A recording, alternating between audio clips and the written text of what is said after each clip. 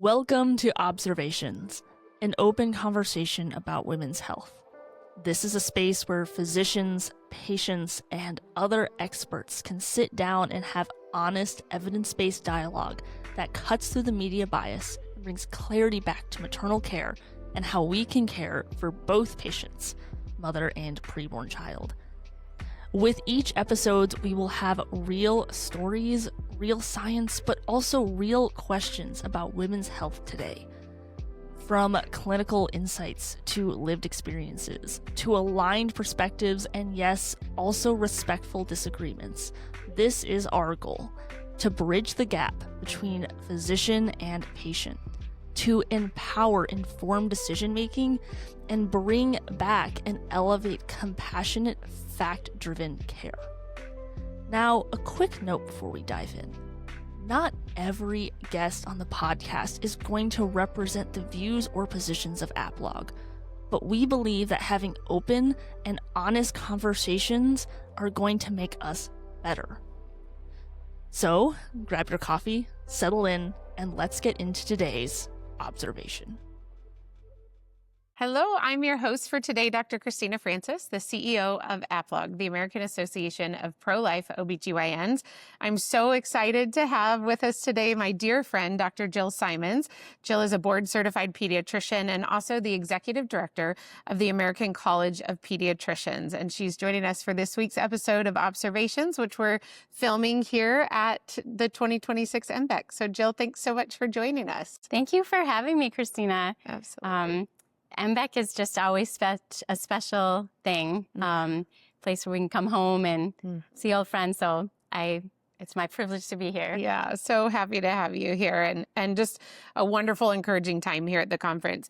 Of course, ACPeds, the organization you lead, and AppLog, the organization I lead, we've been friends for a long time. We've worked together, co-hosted conferences, done papers together. We're co-founding organizations for the Alliance for Hippocratic Medicine. And it just is a joy to work with y'all. I think it really mirrors the working relationship that OBGYNs and pediatricians often have at the hospital and out in practice. And so for any of our listeners who are not aware of the American College of Pediatricians, I'd highly encourage you to check them out. But before they go to your website or anything like that, Jill, can you tell us more about who ACPeds is as an organization? How did you guys come to be, and what is the main mission of your organization? The American College of Pediatricians has been around a little over 20 years, and it was started by pediatricians, many within the leadership of the American Academy of Pediatrics, the large pediatric organization, who became very discouraged by the academy following ideology and political wins instead of looking at the science, the medicine, what's really best for children. And so they decided to break off and start the American College of Pediatricians with the child-centered focused and everything we do based on the best medical evidence for children. And we've grown to where we are today, and we've been alongside AppLog. And I echo your sentiment. I think many of us do. The relationship between an obstetrician and a pediatrician, I don't think there's anything like it in medicine. Yeah. That we share a patient very intimately. We're, often in the delivery room together when there are very high-risk deliveries and very stressful times. And there is this bond between us and a trust, too, that, we are caring for the patient that you have cared for so many months. And it's very special. Yeah.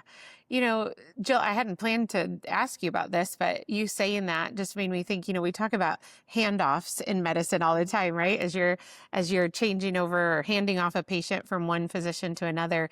And that literally is what is happening when a baby is born. We are handing off that patient that we as the obstetrician have cared for while they were inside of their mom. And then we're handing them off to you now that they're ex utero.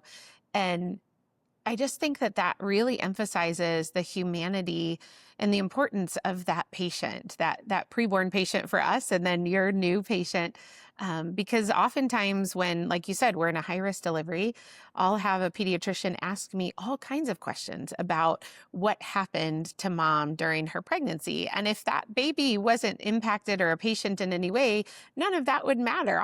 All you would have to do is just take a look at baby once he or she is out and then go from there. But even what happens during the pregnancy is already impacting that baby's health. And I'm just processing that right now, but just thinking how neat that is, that shows the humanity of that preborn child. Right. And, just that level of trust too, with such a vulnerable patient and the family, really, we are pediatricians, but we know that we also care for the family who's caring for the child. And so I think our professions have such a unique view into children and families. Yeah, absolutely. Absolutely. Well, and, the American College of Pediatricians, or ACPeds is what we often call it for short.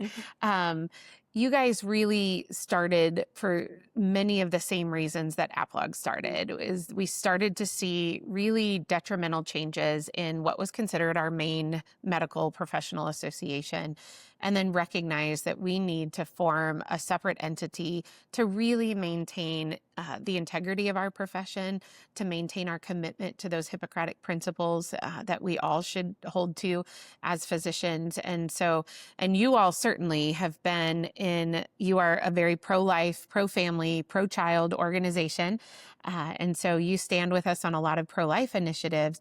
But you all really have become the tip of the spear, I would say, on the fight against, sex-rejecting interventions and sex-rejecting procedures. Tell us a little bit about, I just would love to hear from you, because it really, I think, has taken you all through a lot to be able to do that. But your voices have just been so important. So if you can just tell us a little bit, what has that experience been like for you as a physician who probably never saw yourself necessarily being in the middle of this fight? What has that been like for you? And the reason I joined the American College of Pediatricians was the pro-life issue, and the gender ideology was just starting to surface, and we were just starting to see it in my practice, but not at the level we are now. So that's what drew me in, was the pro-life. But the more I started to learn about what's happening to kids, first of all, I think it's a very natural conclusion from a pro-life perspective. If you are a doctor who is truly caring about the dignity of the patient and have a protecting life mindset, then you would not want to do anything to someone, especially a vulnerable child, to harm their biology, to cause harm to a healthy child. So many people maybe don't see that, but the connections to me and many of us and all of us in the American College of Pediatricians see it very clear that they are very connected. It's the same fight, really. So for me, like I said, I joined because of the pro-life issues drew me in. And then when I started hearing the stories of parents, especially, who've gone through children who have said that they were born in the wrong body and taken their family and themselves down this horrific journey of harm, where they're taking chemicals and even surgeries, and it's just heartbreaking. And once you hear that, you can't turn away. I'm sure, just like you, once you hear the stories of the unborn, preborn, it's you can't not speak up. And so right, I didn't honestly know as much about it. I really, in my clinic, did not see much of it. And so I relied on my colleagues at the American College of Pediatricians to speak out, but gradually learned. And that's what I think our job is, to inform pediatricians, also parents, policymakers, on what this is, because many people don't want to, understand it, don't think it's happening. So our main job is educating people what it is and how it's happening. So we were one of the first to speak out about these harms, because it was coming to our attention over about 10 years ago is when this started. But then it really started to heat up, I would say, within the last 5 years. And we stood strong in what we were saying and didn't waver. And so then, we were attacked for it. But, you're being affected when people are attacking you. Right, So right. So we just kept pushing onward and, being that voice of truth that children are beautiful just the way they are. They're never born in the wrong body. And as doctors, our first job is to do no harm. So, it's been an incredible journey. We've gotten to be involved in a lot of important landmark cases at the Supreme Court, submitting amicus briefs. We've spoken out through the media. We put together the Doctors Protecting Children Declaration, where we led all of these groups that are fighting the same thing against harming these children. And really, we would all gather at meetings and just say, oh, I wish this would stop. I wish we could do this. And we finally just said, well, let's just issue a declaration and say this has to stop, and call on our colleagues in the other major medical professions that are doing this and call them to stop. So that really kicked things into high gear once we launched our declaration and took a stand saying, we are pediatricians that are standing up for children. Yeah, absolutely. Well, the work that you all have done in the face of really intense opposition sometimes, I know, is it really been inspiring to me, and I know to so many others, as you have spoken up and were the only voices for a while, and then joined by others, but still sort of painted, even though you weren't, maybe as, oh, these are just a few doctors that feel this way. And now, of course, thank goodness, we are seeing the tide start to turn on this as honest studies came out of the UK, especially, and now just recently seeing the American Society for Plastic Surgeons and the AMA changing course on this, and whatever their motivation was for changing course, it is good to start to see some other medical organizations come back to sanity on this issue. Right. Certainly. And you know what it's like. I mean, you feel like you're on an island, like you're practicing in isolation and that you're in the minority. But once you start to connect to other physicians, I mean, that's why this conference is so important. Yeah. Once you start connecting, you realize, wow, I'm not alone. And in fact, there's many more out there who think like I do. So it's so important to amplify our voices. Absolutely. Absolutely. And, and as we wrap up that topic a little bit, I remember having one of your members actually at I think it was one of our media trainings, and he was talking about this issue. And I remember him saying that when he has had families in his office with children who really, and they are struggling. And I think that's something that you all point out so well, is that we are not, anti these children. This is not coming from a place of hatred of these children, certainly, or lack of care. It actually is coming from a place of extreme care and compassion for these kids who really are struggling. And I remember him saying that one of the things that he says to families and to the child is that you should know that you were created exactly how you were supposed to be, and that there is nothing less than perfect about you. And I just thought, what a I can only imagine parents hearing that. That must be such a relief and an encouragement to them versus, the doctors who have been pushing these really harmful interventions will tell them, will fearmonger and tell them that their child is going to commit suicide if they don't do this. And so, I think that model that you all have laid out, very similar to life-affirming healthcare when you're talking, looking at the abortion issue of that we are not trying to push people into anything. Instead, we're actually supporting and empowering them and caring for them. And so I think in that way, too, there's a lot of similarities between these two issues. Yes. Yep. One of our main messages is born in the right body. And absolutely. I think, kindness, and one of the most unkind things I think you could say to a child is you were born in the wrong body. Right. So absolutely, it's from a place of kindness and really medical research and what's best for children. Absolutely. Absolutely. Well, I want to get into something exciting that you guys are working on, and I believe was launched here at this conference. Yes. A new project that you all are working on called Dr. Heal Thyself campaign. Can you tell us more about this campaign, what inspired it, and what you all are hoping that this accomplishes? Right. It generated, this idea came from, just like you were saying, parents are feeling confused. They're being told by doctors what to do. It really is the doctors who know better who should not be recommending these for children. The evidence is very clear. So when I speak to my colleagues, my pediatric colleagues, and to tell them, and maybe the ones that that are not in line with most of the recommendations to affirm a child in the opposite sex.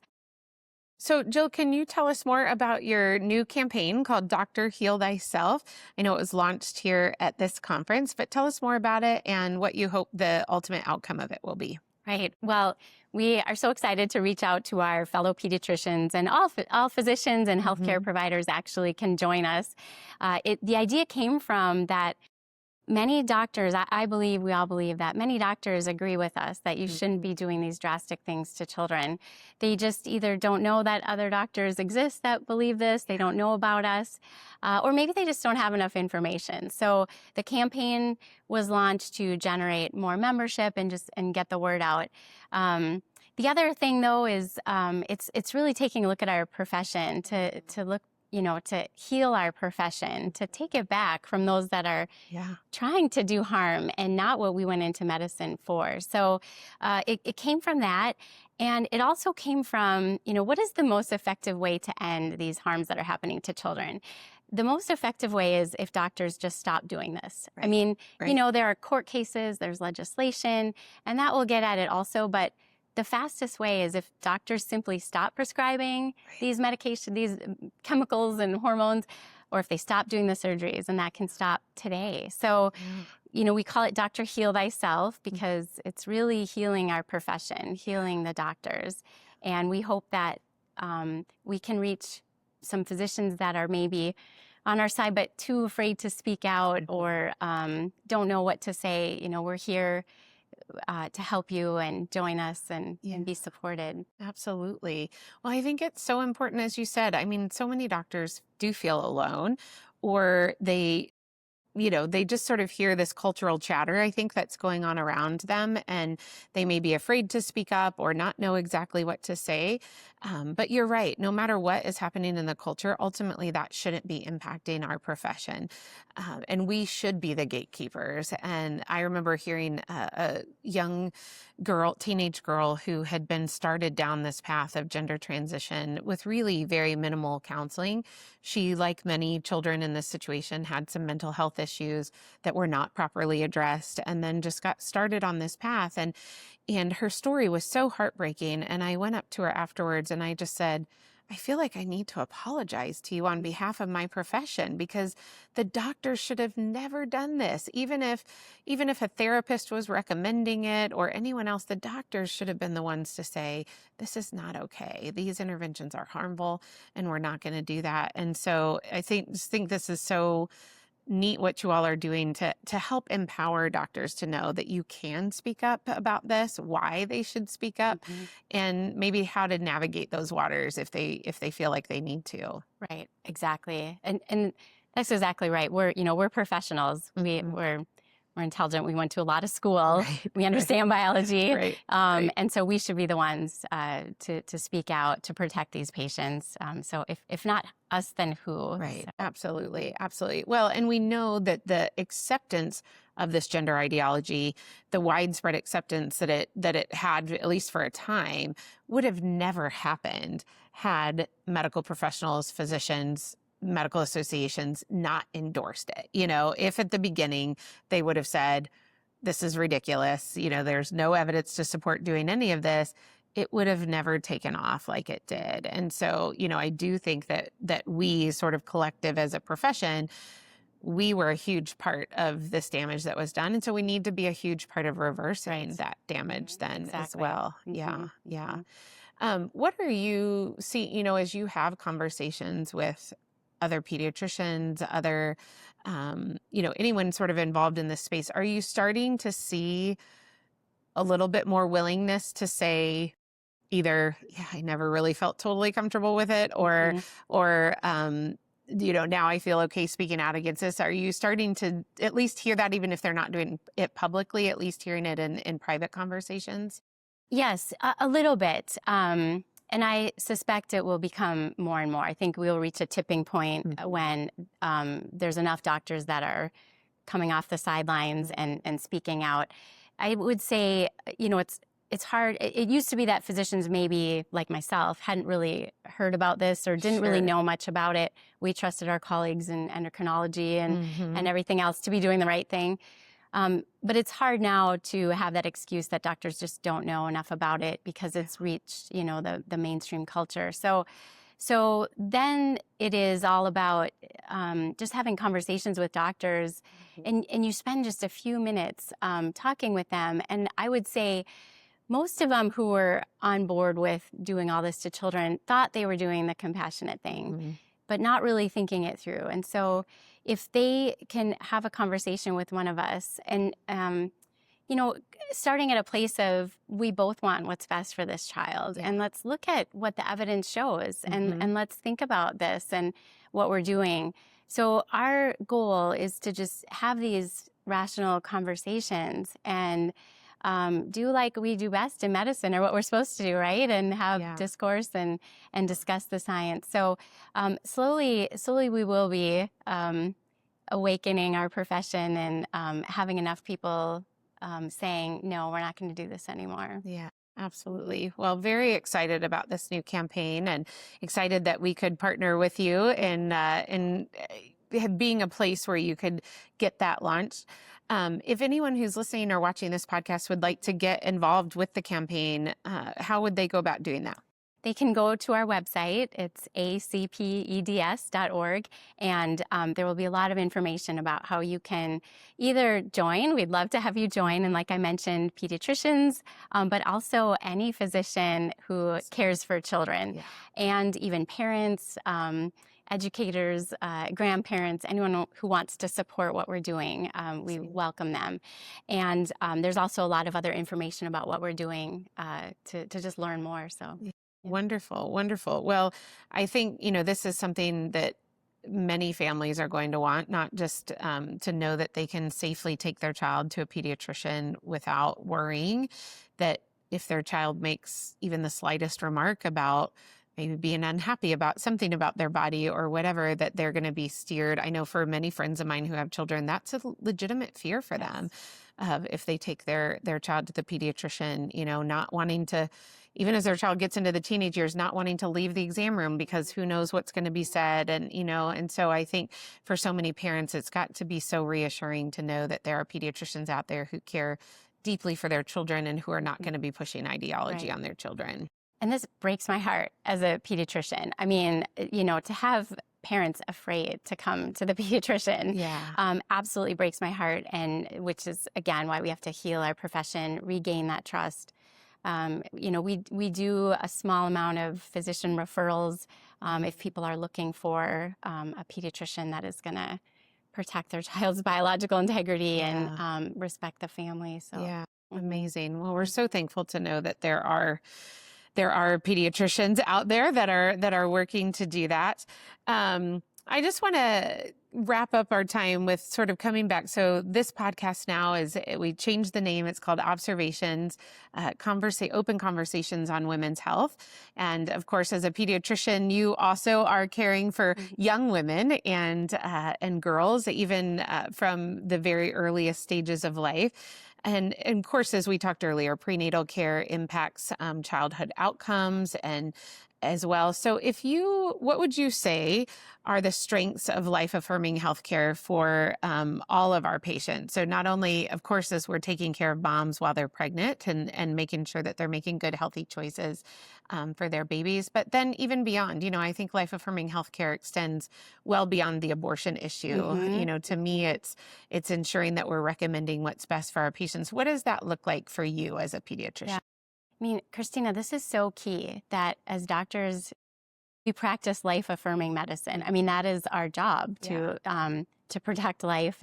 And so I see it, if you practice and you instill in your families this respect for their dignity and respect for life, it percolates through everything that you treat. And, I'm thinking especially of my teenage patients. If you have this culture of life in your practice and how you treat them, they are going to also have a respect for life, for their own bodies. And it will, I hope, allow them to make choices that protect that life. And so even such things as risky sexual behaviors, hopefully, abstinence is really the best way for them to protect themselves from a whole host of problems. So just starting with that grounded teaching of life affirming care, I think just lends itself to protect the patient in so many ways. So, and it again gets back to that trust between the families that you are going to do the best thing. You are looking out for their child's life and not yours, not some ideology, anything. So, yeah, absolutely. It's so important, and I think that's one of the reasons why we have switched a little bit to talking about life affirming healthcare, because it does need to apply throughout our entire lifespan. And I think if we base that off of the dignity, the irreplaceable dignity and worth of every single human being, and that they are perfect just the way they are, they were born in the right bodies, all of that, then I think that leads to much better decision making on their part as they grow and grow into adulthood. But also I think for us as physicians gives us a much different perspective on that patient that's in front of us as we work to restore health and bring healing and wholeness to them as much as we possibly can. To me, I don't know why anyone would want to seek any other kind of health care. So, whether that be for themselves or for their children. So we're certainly so thankful that there's an organization like ACPeds out there that is really fighting for what's best for children to have, as you said, child-centered healthcare. Anything else that you'd like to leave with us about ACPeds, about anything else that you all are working on, or things that you think patients that are listening to this might be interested in? Yeah, I think I'm just so grateful for the partnership we have with APLOG and to create a culture, hopefully more specialties would take on this life-affirming view to medicine. It's very much needed. And so, to patients out there, there are good doctors. We're here.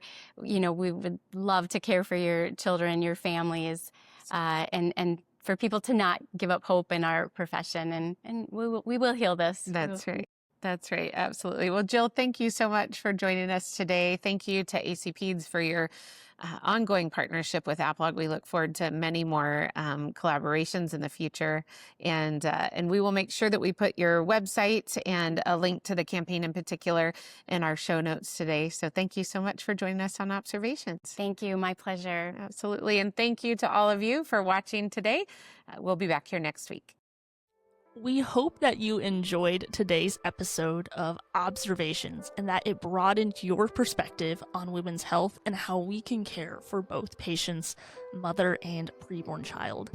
If you like this episode, make sure to give us a 5-star review where you can find your podcasts. Make sure that you like this on YouTube and subscribe to our channel for more episodes coming up. And if you have any suggestions on any topics that we should cover or guests that we should have on, make sure that you email us at media@aplog.org. Again, thank you for joining us for today's observation, and we'll see you in our next episode.